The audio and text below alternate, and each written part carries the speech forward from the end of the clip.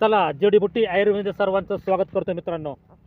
आपण ज्या व्हिडिओमध्ये जो प्लांट बघताय, ही वनस्पती जो बघताय तो आहे काळा माका. म्हणजेच काळा माका म्हणजे सफेद आपलं काळा भृंगराज आणि सफेद पांढरा माका, त्याला पांढरी फुलं असतात, परंतु याला पण वरती पांढरी फुलं दिसतात, परंतु त्याच्यामध्ये डिफरन्स असतो. ह्या असा दांडा असतो आणि त्याच्यामध्ये गोल रिंगण असते.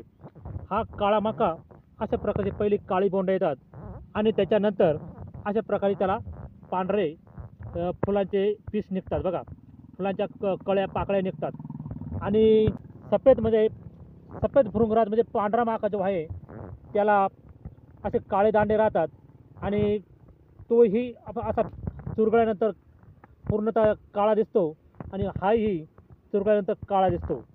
परंतु दोन्हींचाही उपयोग जर एकत्र केला तर जबरदस्त आपल्याला फायदा मिळतो.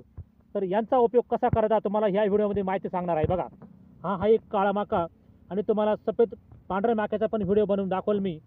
तर हा काळा माका पावसाळ्यामध्ये दिसतो आणि पांढरा माका जो आहे तो दलदलीमध्ये आपल्याला आढळून येतो.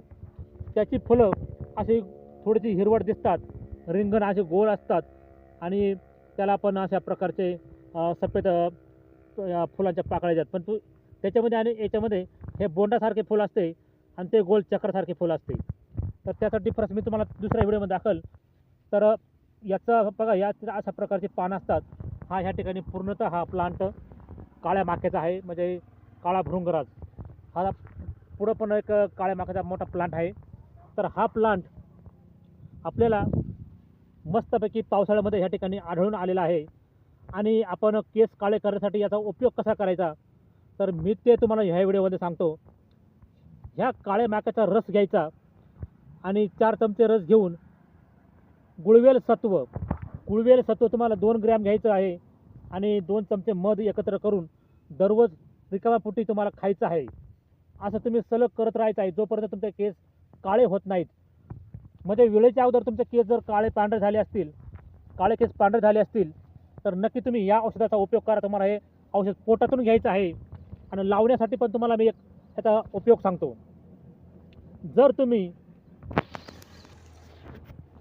काळा माका आणि पांढरा माकाचा रस एकत्र घेतला तरी चालेल, परंतु आपल्याला ग्रंथामध्ये काळ्या माकाचा रस 4 चमचे आणि 2 ग्रॅम गुळवेल सत्व सांगितलेलं आहे खाण्यासाठी.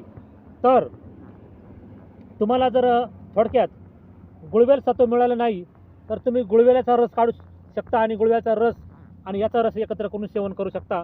तुम्हाला रिझल्ट नक्की तेवढाच मिळेल. परंतु तुम्हाला सांगतो, तुम्हाला याचा उपयोग कसा करायचा आहे मी तुम्हाला पुन्हा सांगतो. याचा रस काढून तुम्हाला गुळवेल सत्व मिक्स करायचं आहे आणि ते तुम्हाला मधासोबत सेवन करायचं आहे आणि याचं तुम्हाला तेल बनवायचं आहे. तर याचं तुम्हाला पानांचा पूर्ण पंचांग घेऊन रस काढायचा आहे. त्या रसामध्ये तिळाचे तेल आणि थोडेसे खोबरेचे तेल टाकून, खोबरेचे किंवा तिळाचे कोणतेही टाका आणि त्याला रस आटवेपर्यंत आटवा आणि रस आटल्यानंतर तेल शिल्लक राहू द्या आणि ते तेल बाटलीत भरून ठेवून तुम्ही ते तेल रोज केसांना लावा, दाढीला लावा. पांढरे झालेल्या दाढीला पण लावल्यास पांढरे झालेली दाढी तुमची काळी होऊ लागते आणि पांढरे झालेले केस पुन्हा काळे होतात आणि केस वाढतात, लांब सडक होतात, चमकदार होतात, मुलायम होतात आणि विरळ असलेले केस दाट होतात. एकदम घनदाट असे काळे केस याच्या उपयोगाने होतात. तुम्हाला दोन्ही प्रयोग करायचा आहे.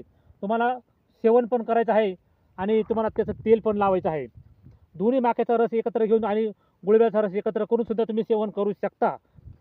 तर अशा प्रकारचा यूज करून तुम्ही केसांच्या समस्येसाठी त्याचा पूर्णतः लाभ उठवू शकता. असं या जडीबुटी आयुर्वेदातून तुम्हाला ह्या वनस्पतींची अनेक प्रकारची ओळख करून दिली जाईल. वनस्पतींचा औषधी प्रभाव ह्या काळा माका ह्या व्हिडिओमध्ये तुम्हाला याची माहिती मी सांगितलेली आहे. तर मित्रांनो, व्हिडिओ आवडला असेल तर नक्की लाईक करा. माहिती आवडली असेल तर लाईक करा आणि तुम्ही चॅनलला नवीन असाल सबस्क्राईब करायला विसरू नका. भेटूया पुढच्या एका नवीन जडीबुटीसह. तोपर्यंत मित्रांनो, धन्यवाद.